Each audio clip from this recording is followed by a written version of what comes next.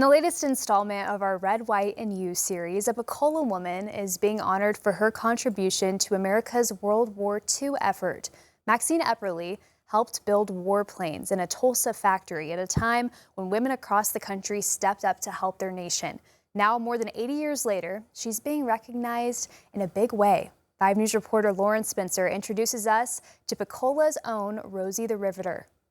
At 100 years old, Maxine Epperly can still remember the day the war changed everything. I was just a little country hick. I'd never been anywhere. But that's the reason I wanted my girlfriend to go with me to Tulsa, because she knew her way around. Growing up on a farm near Tahlequah, Epperly never imagined she would help build fighter planes for the war effort. But when America needed workers, she wanted in. To make a little money.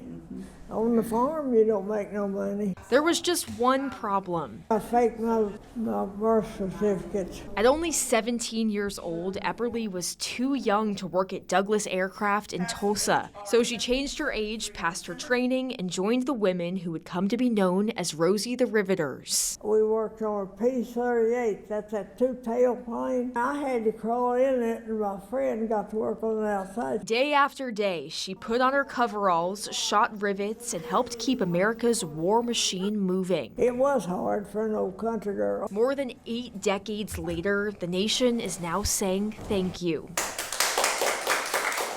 Epperly received the Congressional Gold Medal honoring her service. In the years that followed, she married, raised 3 children, and built a life of her own, but always remembered answering the call. My old boss was feisty anyhow.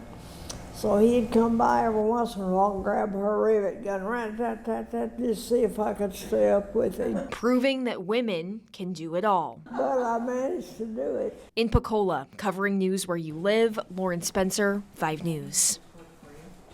Maxine will turn 101 in August. She also received a certificate from the American Rosie the Riveter Association, recognizing her for her efforts.